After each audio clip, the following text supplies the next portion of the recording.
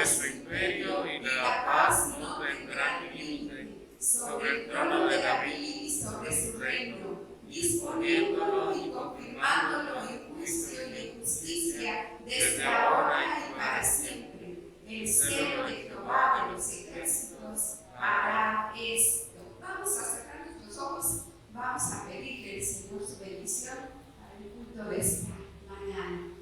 Padre santo y amoroso, cuántas gracias te damos porque nos permites estar en tu casa el día de hoy, este día domingo que se ha dispuesto para adorarte, para glorificarte, para bendecir tu santo nombre. Padre, permite que nuestros corazones estén dispuestos a la adoración y receptivos, Padre, a la enseñanza que tú hoy quieras dejarnos. Bendícenos, Señor, y de todo esto que honre, que glorifique como tú te mereces, Padre, en el nombre de nuestro Señor y Salvador Jesucristo. Amén. Tomemos nuestro lugar y quiero darles la más cordial bienvenida.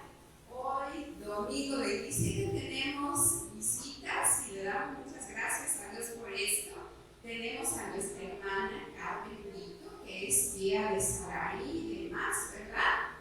Saludemos a nuestra hermanita, que gracias a Dios está en medio de nosotros, y también a Margarita González, que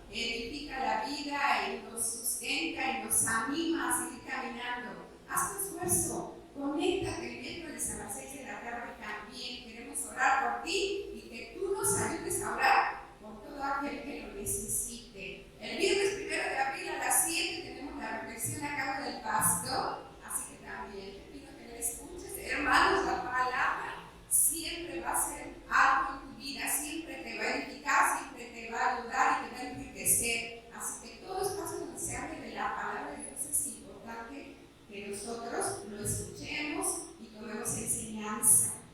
Vamos a pasar al tiempo de la alabanza.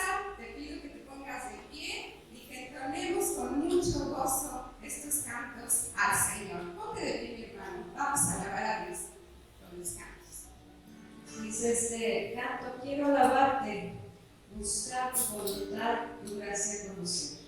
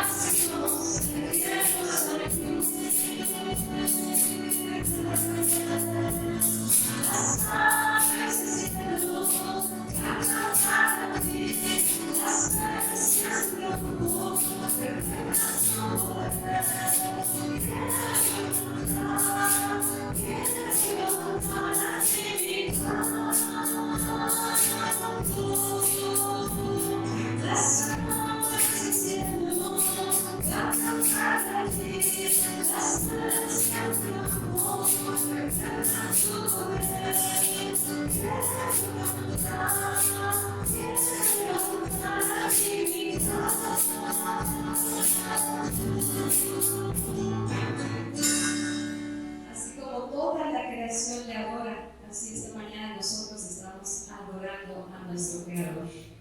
Cuando Jehová quisiere volver, seremos como los que sueñan.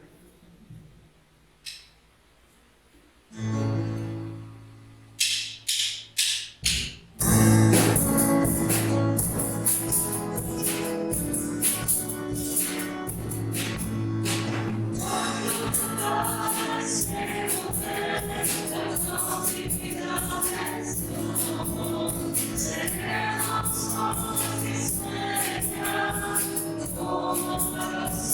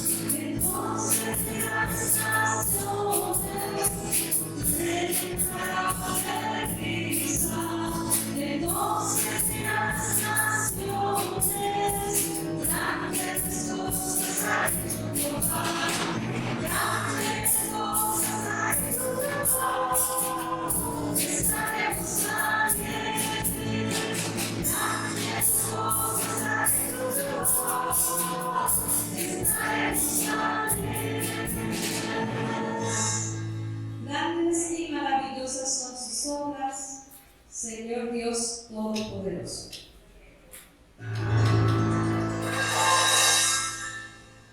Grandes y maravillosas son tus obras, Señor Dios Todopoderoso.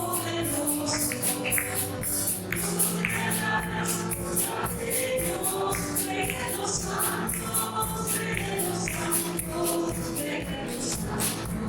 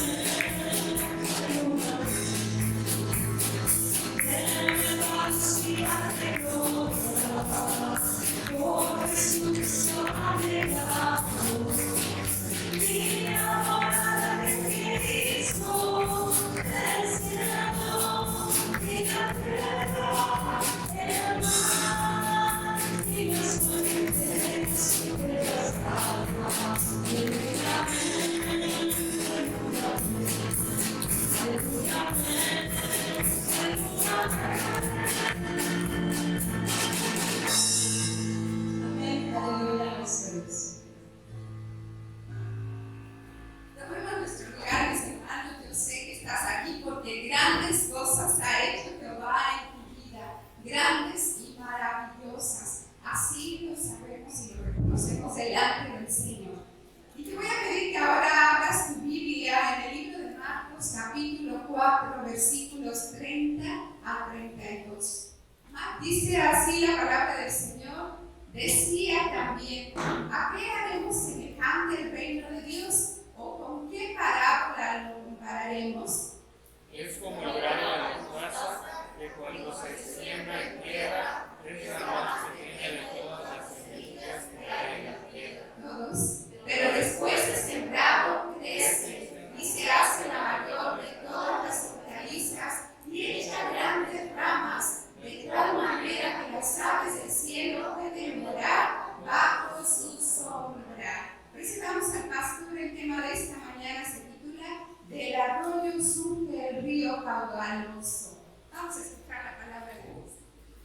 Hemos llegado a la primavera y pues yo creo que todos nosotros nos encanta esta temporada. El campo vuelve a ponerse verde, vienen los colores, empiezan a retoñar los árboles, los arbustos, empiezan los árboles frutales también a dar su fruto. Por ahí, en el caso de nosotros aquí en Guerrero, los mangos empiezan a aparecer por todos lados. ¿Sí? De repente hasta se vuelve, no nos podemos acabar, ¿no? Por ejemplo, el mango que está aquí, todo desde marzo, mayo hasta un poquito junio, antes de que lleguen las lluvias, está dando sus frutos. Pero, ¿saben? Uno de los fenómenos que acompaña esta temporada es la sequía. Y pues ya lo estamos padeciendo, ¿verdad? Aquí los colonos de Colosio y de Acapulco. Aparte de que hubo una falla por ahí en el sistema aquí de Lomas de Chapultepec, pues nos han hablado de que la sequía va a venir muy fuerte. En los estados del norte, no sé si han escuchado las noticias, el estado de Nuevo León está ahí confrontado con el estado de San Luis Potosí, los dos gobernadores hablando de defender el agua, y entonces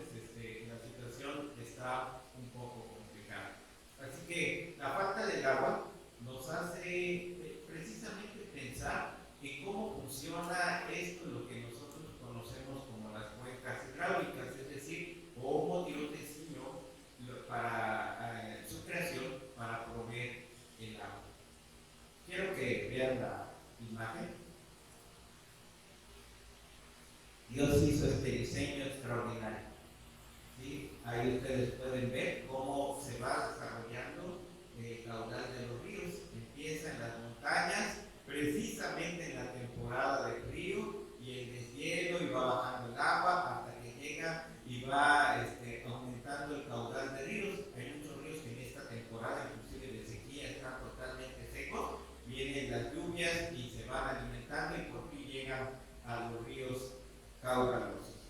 Así que una cuenca hidráulica es aquella donde los ríos pequeños que están ligados a los ríos principales se manifiestan como afluentes o tributarios.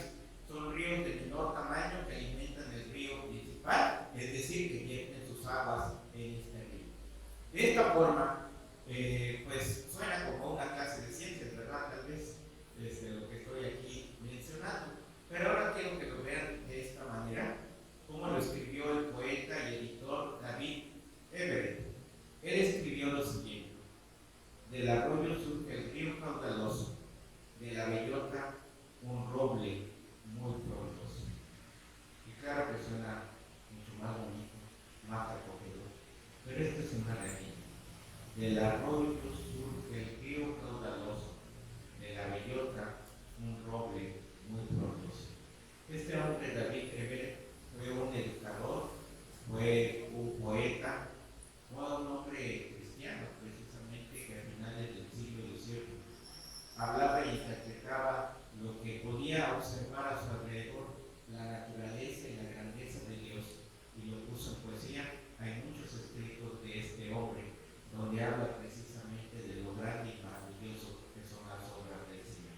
Y de este poema es precisamente que tomamos el título del mensaje de esta tarde. Como ustedes pueden ver, del arroyo surge el río caudaloso.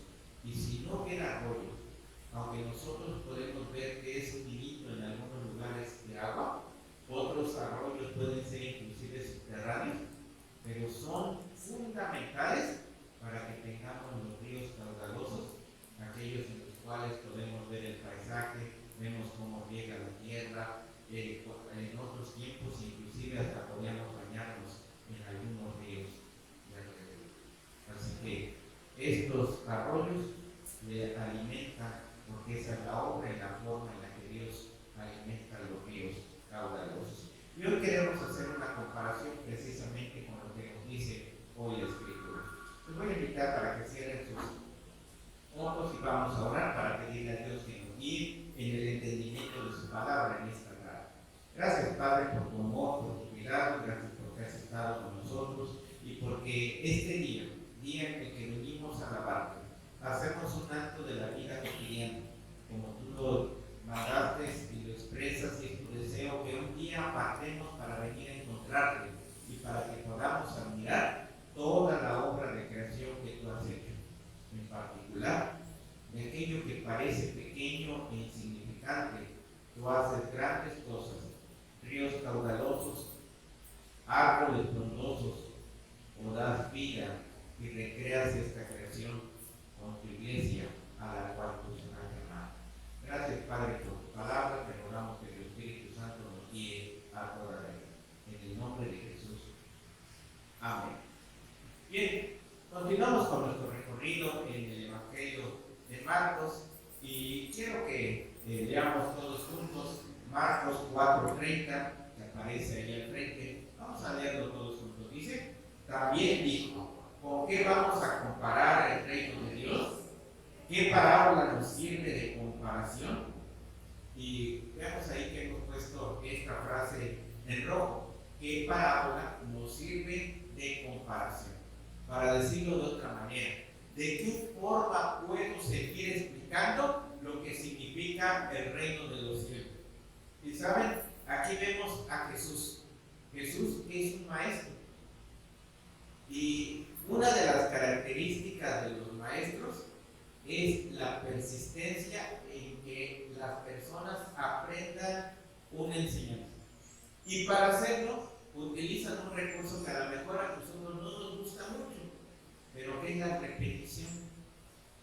O ponerlo en diferentes formas, o ampliarnos los conceptos, o hablarnos con sinónimos. Y una y otra vez el maestro vuelve a reiterar. ¿Saben? Los evangelios, así como toda la escritura, aunque parece que hay enseñanzas que se repiten o que son muy parecidas, tienen sus peculiaridades y el maestro quiere enseñarnos algo. Y está en la escritura con esta idea. Dice allá el escritor de Timoteo, toda la escritura es inspirada. Toda. No los pasajes favoritos, selectos o los que más nos gustan. Toda. Y cuando decimos todo, es porque hay una gran riqueza que el maestro, que Dios quiere compartir con nosotros, y muy particularmente con Jesús. Así que la primera idea que quiero compartirles en esta tarde, Jesús dice, me importa que quede claro. No es la única, ya hemos visto en estos días pasados varias enseñanzas donde hace la comparación al reino de los cielos. El reino de los cielos es como, y aquí en este pasaje, pues nuevamente nos vuelve a repetir la idea, pero nos da elementos nuevos que nosotros tenemos que considerar. El Señor entonces está continuando con su enseñanza a través de parábolas, porque Él es un maestro. Está hablando del reino de Dios, de modo que utilizándolo como vínculo, ¿sí?, las ilustraciones y todo lo que ha venido hablando, el escritor nos dice que las palabras de Jesús continúan cada enseñanza. Ahora, hay dos preguntas retóricas aquí, dos preguntas que deliberadamente las lanza al aire Jesús para que el auditorio, los que están escuchando, puedan pensar, ubicarse, si estábamos pensando en otra cosa, a ver qué quieres decirnos con el reino de los cielos. ¿Con qué vamos a comparar el reino de Dios? ¿Y qué parábola nos sirve para comparar? Es decir, ¿cuál es el mejor recurso para hacerlo? Las enseñanzas sobre el reino de Dios o el reino de los cielos fue un tema que ocupó gran parte del ministerio de Jesús en su enseñanza.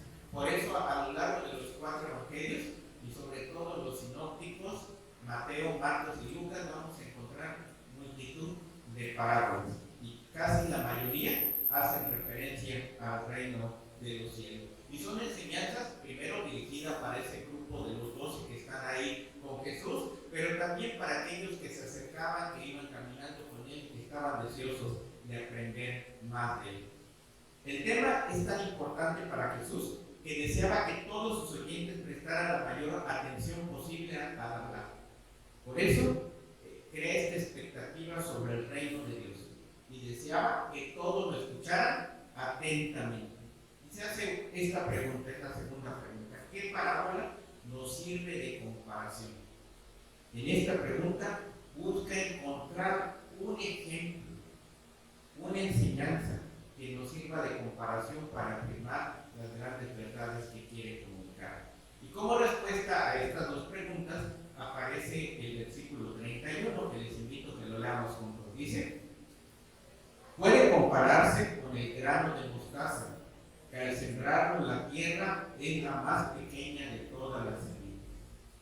El grano de mostaza, que es la más pequeña de todas las semillas. Y aquí quiero llamarles la atención porque pues todos aquellos habitantes de aquella tierra estaban pensando en el grano de mostaza cuando lo mencionó, muy pequeñito. Y entonces dice, por lo que quiere llamarle la atención, nada, ¿sí?, nada es insignificante en el reino de los cielos. Nada, absolutamente nada. El grano de mostaza, con el cual se le da título a esta parábola, habla de dos cuadros que cualquier judío podía reconocer fácilmente. Primero, en Israel se usaba para hablar proverbialmente, es decir, a través de la enseñanza de los dichos, de los proverbios del pueblo. El grano de mostaza como la cosa más pequeña que se pudieran imaginar, y por eso los evangelios allá en Lucas 17, versículo 6, el Señor compartió esto. El Señor respondió: si tuvieras fe, aunque fuera tan pequeña como una semilla de mostaza, podrías decirle a este árbol: desarráigate y échate al mar, y les obedecería. Si fuera tan pequeño como la semilla de mostaza. este grano de mostaza. Crecía, de hecho, hasta hacerse un árbol. Pero cuando empieza, uno no se imagina que de ese granito va a surgir algo extraordinario. Y entonces dice proverbialmente, le dice, si tuvieras, imagínense ustedes, porque si ustedes ven el relato, ha habido unos milagros, los discípulos fracasaron en esa encomienda de ir a sanar, y entonces le dicen, no pudimos sanar a unas personas que estaban endemoniadas, y entonces Jesús va y lo sana, y luego se voltea y les dice, si tuvieran así de chiquita la fe, lo hubieran logrado, pero ni a eso llega. Qué terrible, ¿no? Porque ¿qué pasaría si el Señor viniera a preguntar, a buscar? ¿Saben? Yo quiero darle gracias a Dios. Fíjense, está ahí ya la losa para 2 salones. Se pudo cubrir y se hicieron las escaleras de concreto armado. Se arreglaron los baños. Ahorita estamos recargando y hay que limpiar bien ahí con el agua, pero ya van a estar útiles. Somos una congregación pequeña.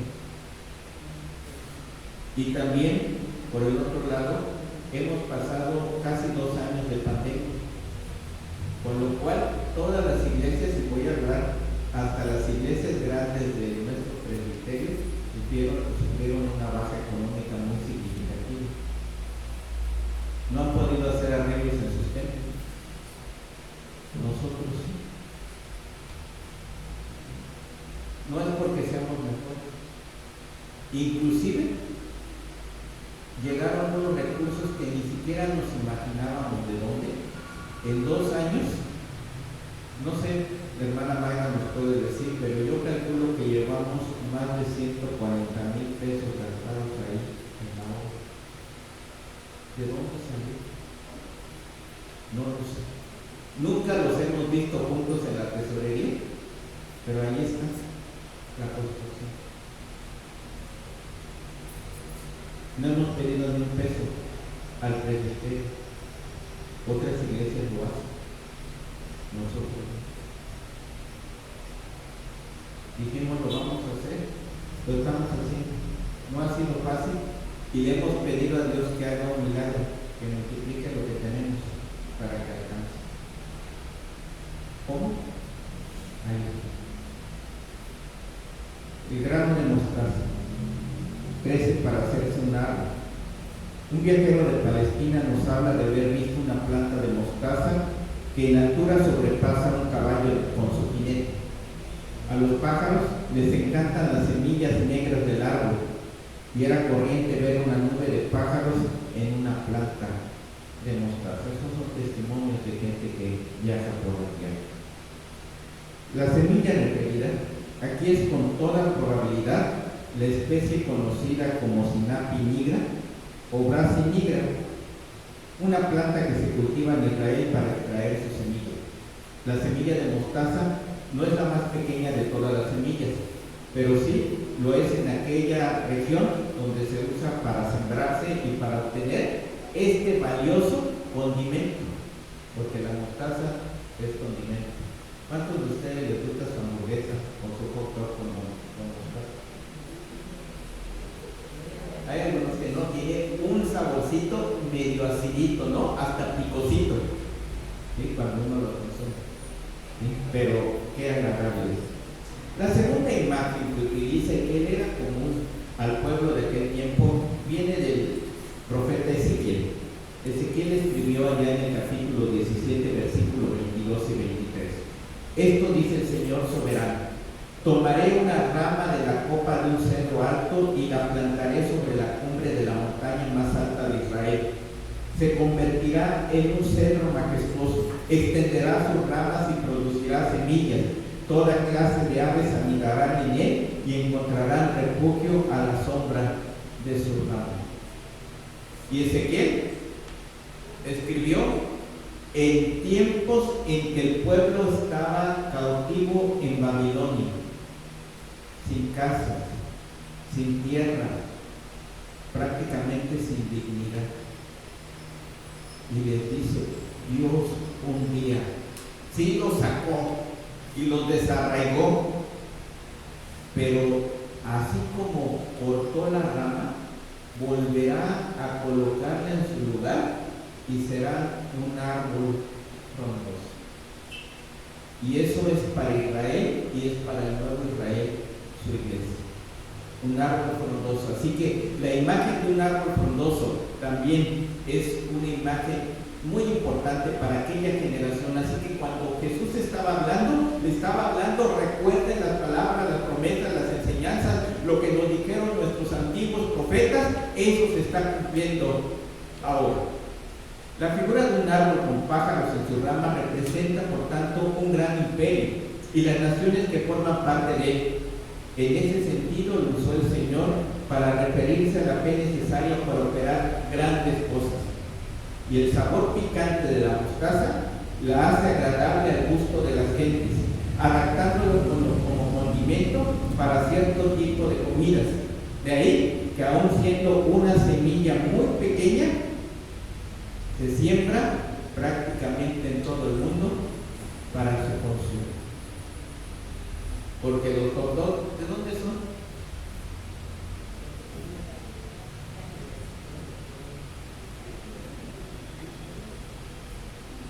¿Dónde se inventaron? En Estados Unidos, igual que las hamburguesas. Pero vean cómo una plantita así de chiquita, una semillita, está por todos lados. Y yo creo que si vamos a China o Australia, donde se consumen hot dogs y hamburguesas, también le han de utilizar como condimento la mostaza. ¿Dónde está la iglesia hoy? Está en todo el mundo. De ese mensaje allá en una tierra casi insignificante de Israel, se fue esparciendo un mensaje universal, un mensaje que ha transformado generaciones enteras, pueblos enteros, razas, y aquí estamos nosotros como resultado de la predicación del reino de los cielos desde allá en Palestina. Un puñado de gente, sí, porque era un puñado de gente, se pueden imaginar 12 hombres y algunas mujeres y otros por ahí alegres en medio de una población de 1 millón de habitantes. Más o menos es lo que dicen que había en Jerusalén en el tiempo de Jesús. Con todo, esa semillita, esa predicación que parece insignificante, ha dado sus frutos. Y aquí está el gran árbol de la iglesia, de la cual tú y yo somos como los pajaritos que venimos a ser parte de ese gran árbol y recibir cobijo, alimento, vida de él.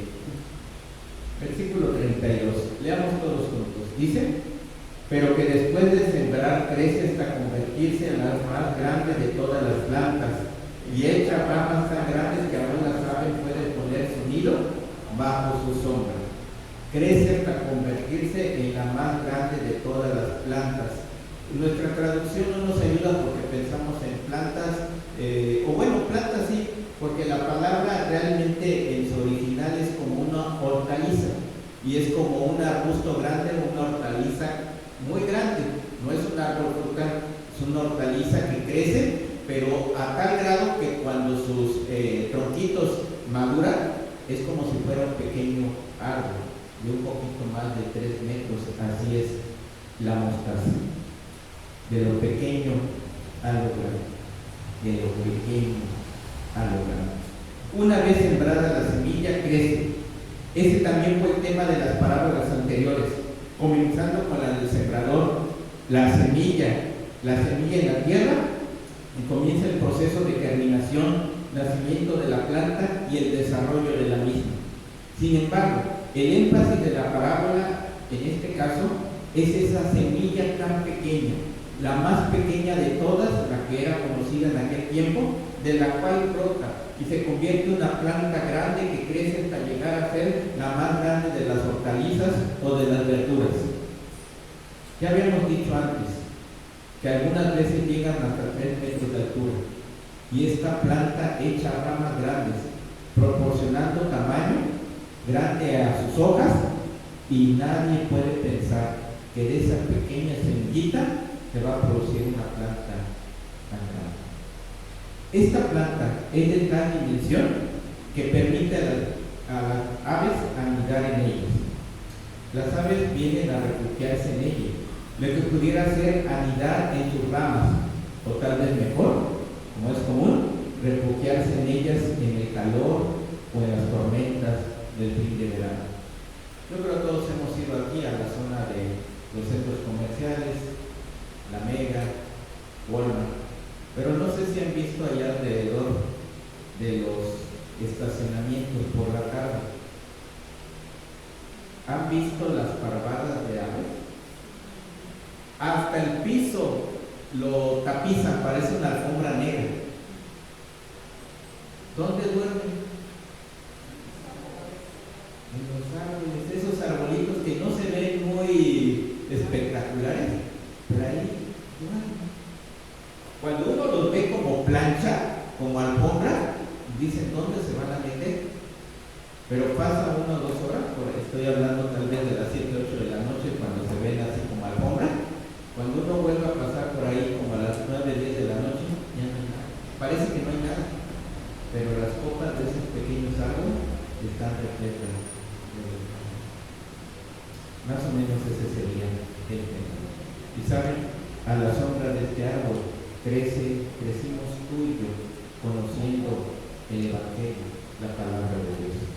No se debe olvidar que esta parábola tiene que ver con el reino de los cielos, concretamente con el misterio del reino. Es la enseñanza sobre aquello que estaba oculto hasta la revelación que Dios hizo en él, por medio de la predicación del Evangelio de Jesucristo, y que se desarrolló luego en el contenido de todos los escritos del Nuevo Testamento. Es el reino de Dios, o el reino de los cielos. Esperan en que el pueblo es algo por medio de la fe. Esto que conocemos ahora como la iglesia, tú y yo aquí visible, reconoce a Dios como rey, lo obedece y lo sirve, porque esto es realmente la iglesia, no el edificio, sino cada uno de nosotros que respondemos al llamado del Señor, que decidimos entregarle nuestra vida y que en consecuencia nuestra vida está para honrar y glorificar su nombre. ¿Y para qué otra cosa? Para seguir anunciando el reino de los cielos. Ayer platicábamos, ¿no?, aquí con las tías de Sarai y hablábamos de el plátano. Aquí tuvimos plátano. Ahorita con la obra pues, se secó, pero probablemente después volvamos a tener plátano. ¿Cuál es el fenómeno que ocurre con el plátano? Empieza a crecer y luego ¿qué ocurre?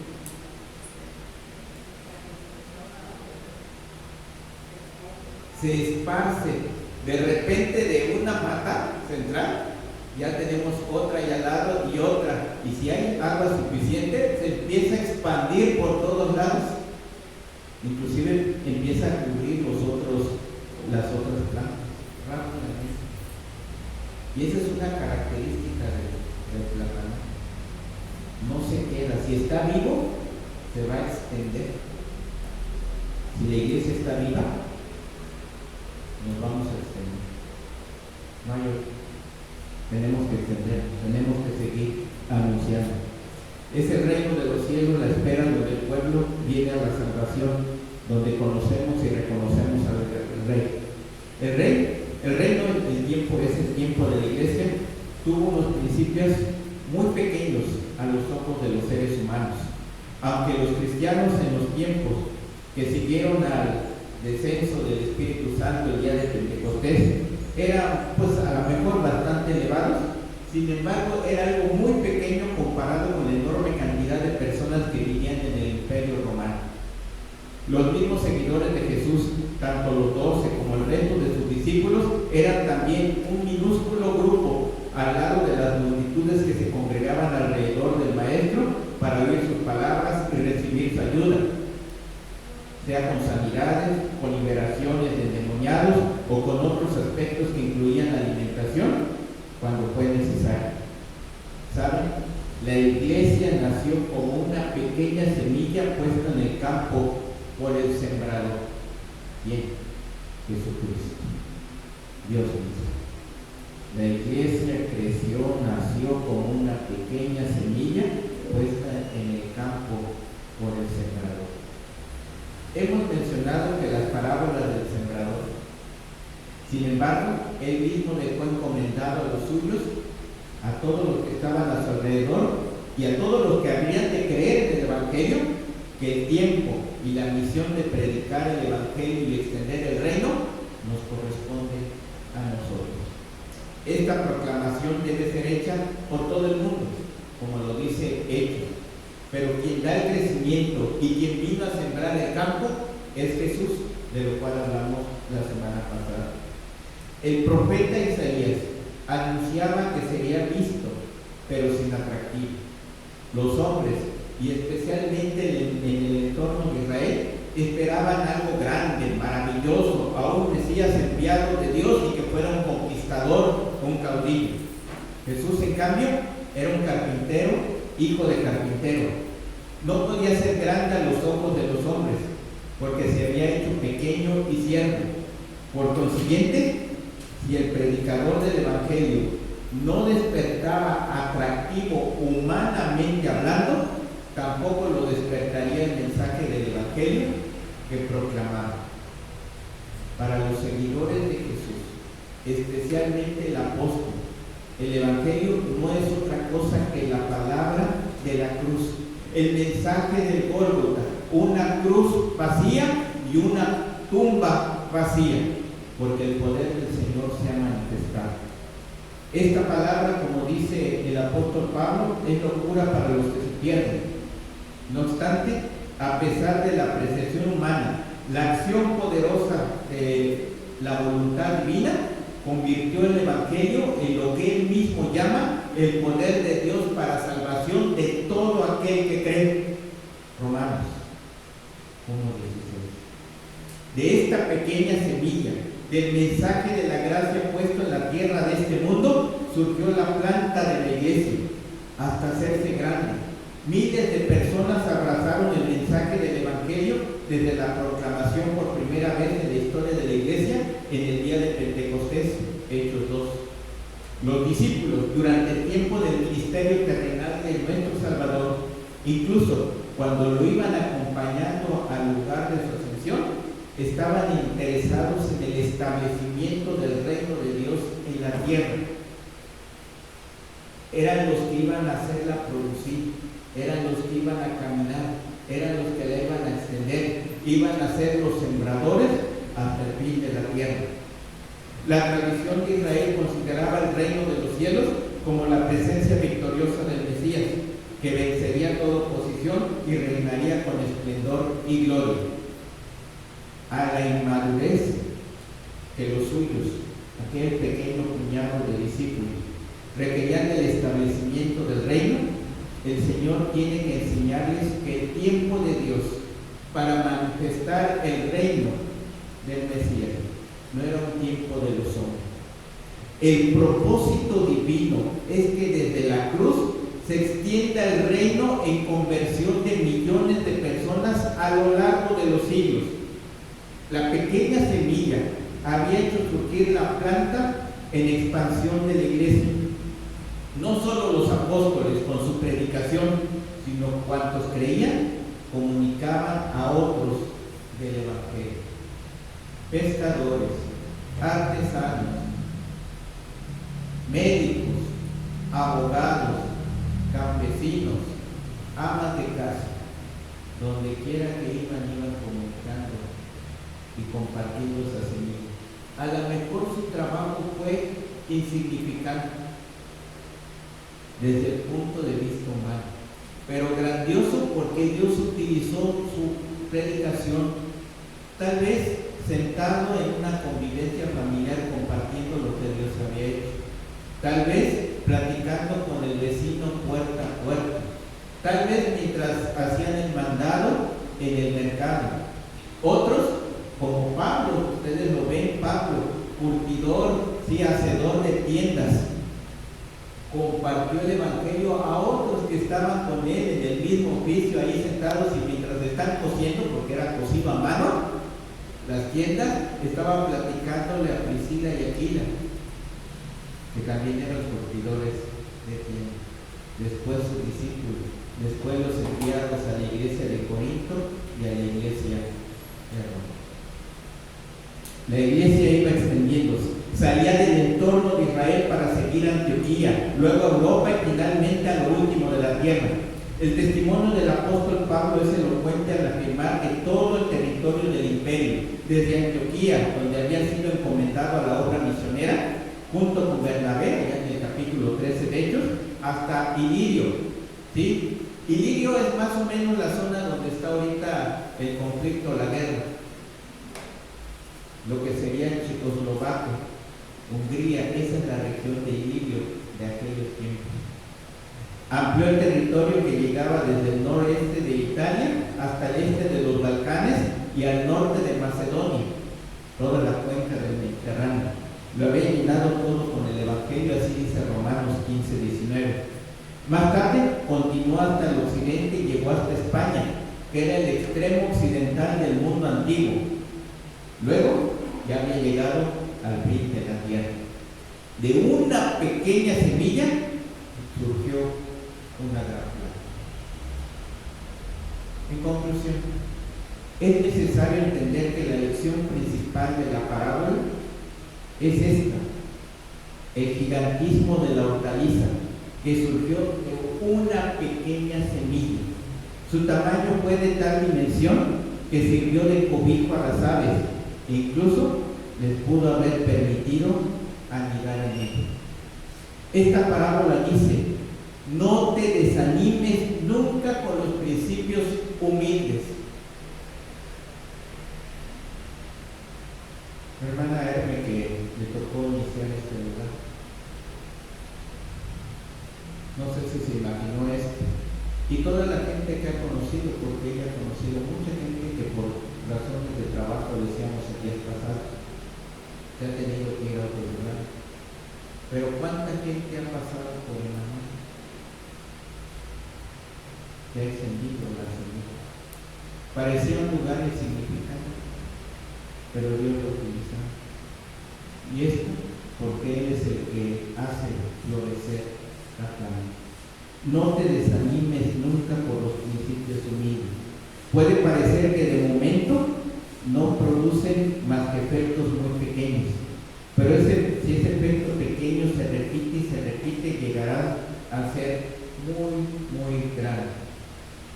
Hay un efecto que se llama en física el efecto acumulativo. ¿Cómo funciona eso? El experimento es este: se tiene una pequeña porción de tinta y se tiene una gran bandeja de agua. Con ese pequeño frasquito empieza gota a gota, dejándose caer la tinta en el agua clara. Al principio parece que no produce absolutamente ningún efecto y el agua no parece colorarse lo más mínimo, pero poco a poco el agua empieza a teñirse de color. Poco a poco el color se hace más intenso hasta que todo el recipiente se colorea. Este es el efecto acumulativo. Y algunas veces pensamos que para todo lo que podemos hacer, realmente apenas vale la pena lo siguiente: empezar. Debemos siempre tener presente esto: todo tiene un principio. Debemos hacer lo que podamos, y el efecto acumulativo de todos los pequeños esfuerzos acabará produciendo un resultado sorprendente. Eso fue lo que motivó a esos hombres y mujeres que escucharon a Jesús y que salieron a compartir el Evangelio. Transcurrieron 40 años desde la muerte de Cristo. El Evangelio había alcanzado todos los grandes centros culturales del mundo romano conocido, y además había llegado a muchos otros lugares apartados. Desde entonces se ha ido extendiendo, ganando hombres y mujeres de todas las razas, incluyendo todas las esferas de la vida. Por tanto, a los que escuchan esta parábola, el Señor nos dice: tengan paciencia, ejerciten su fe, perseveren en la oración y sigan trabajando. El programa de Dios no puede fracasar. Lo repito: tengamos paciencia, ejercitemos la fe, permanezcamos en oración, Sigamos trabajando, porque el programa de Dios nunca va a fracasar. Te recuerdo el poema con el que iniciamos. David Everett. Del arroyo surge el río caudaloso, de la bellota un roble muy famoso. Y la iglesia somos ese río caudaloso y ese árbol frondoso. Nada de lo que haces para compartir el evangelio puede ser tan pequeña como la semilla de mostaza, pero el Señor la convierte de arroyo en un río caudaloso. Oremos. Te damos gracias, Padre, por la oportunidad que tú nos has dado de compartir tu palabra. Te rogamos que podamos caminar como aquellos hombres y mujeres que a lo mejor veían la gran inmensidad de gente que no quería seguirte ni escucharte, pero caminaron y esparcieron la semilla, sembraron semillas tan pequeñas a través de la oración y el compartir a sus vecinos de la palabra. Y tú has hecho un árbol frondoso. Tu iglesia que trasciende siglos, latitudes, razas, personas. Y aquí estamos nosotros, como aves que venimos a ese árbol a buscar cobijo, alimento y abrigo. Gracias, Padre, por tu palabra, en el nombre de Jesús. Amén. Pasemos ahora al libro de 2 de Crónicas, capítulo 29, versículo 35. Dice así la palabra de nuestro Dios, todos juntos. Así pues, hubo abundancia de holocaustos, con grosura de las ofrendas de paz y libaciones para cada holocausto, y quedó restablecido el servicio de la casa de Jehová. Vamos a pasar a dar nuestras ofrendas al tiempo en lo que entonamos esta alabanza.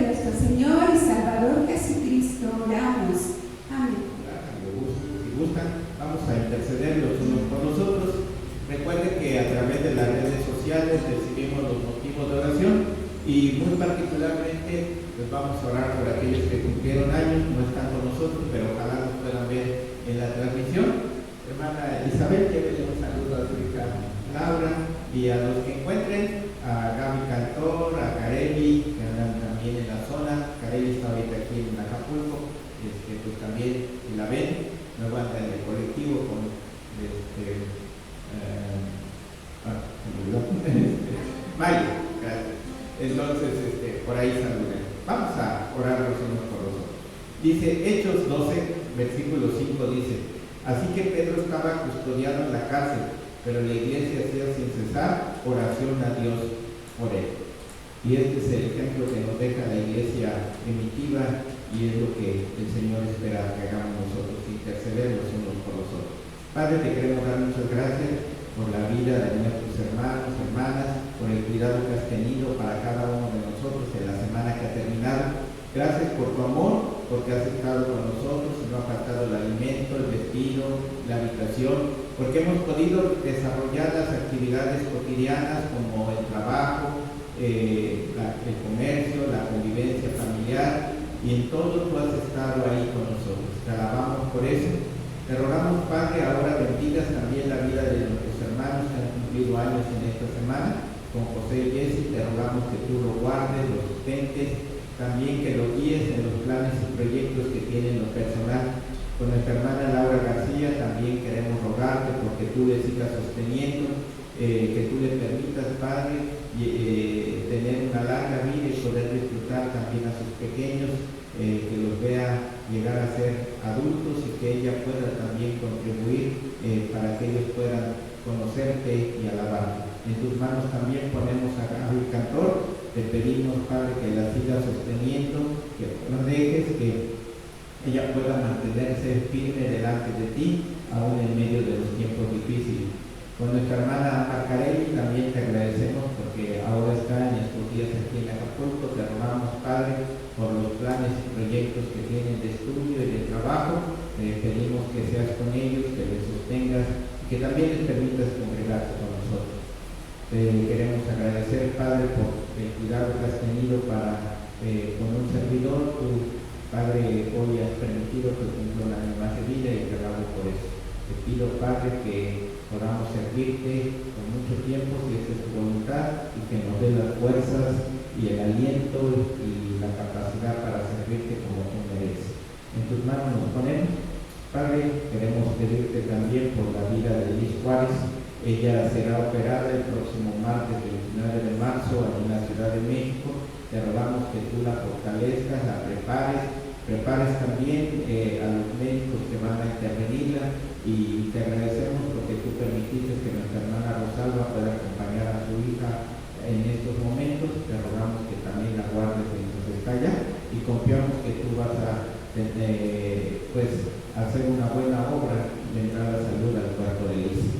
También, Padre, ponemos en tus manos la vida de Pompeya Sánchez, la mamá de nuestra hermana Aurora, quien está en su tratamiento de riñones con la esperanza de prolongar cualquier insuficiencia renal que está latente en su condición, en su vida.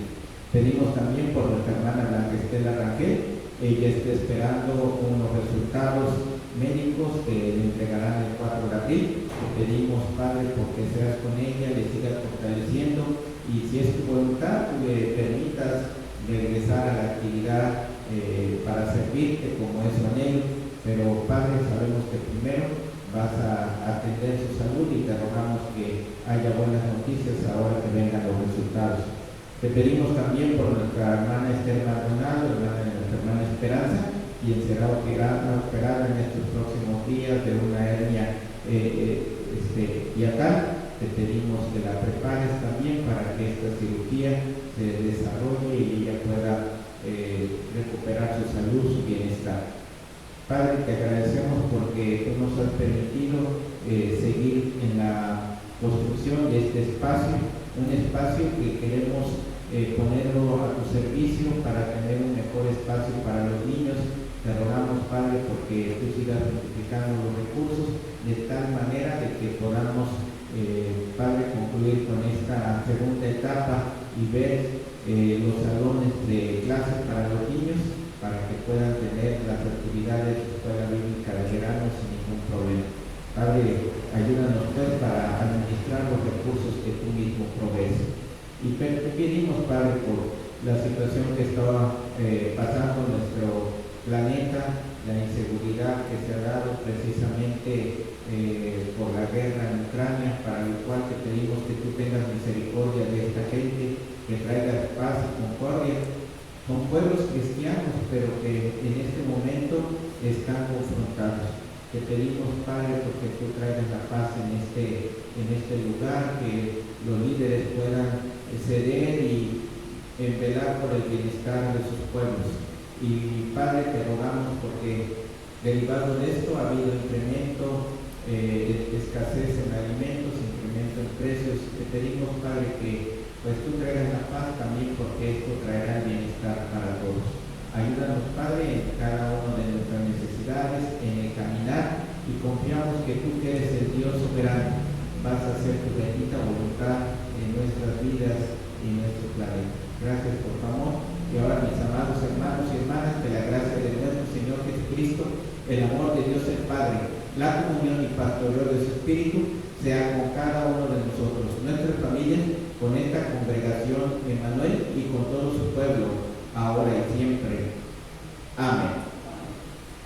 Les invitamos a las 18 horas para que se conecten en el culto virtual. Se transmite también por YouTube, la plataforma Congregación Presbiteriana Emmanuel. Terminemos con una hermana. Vamos a entonar Isaías 40:31, los que esperan en Jehová.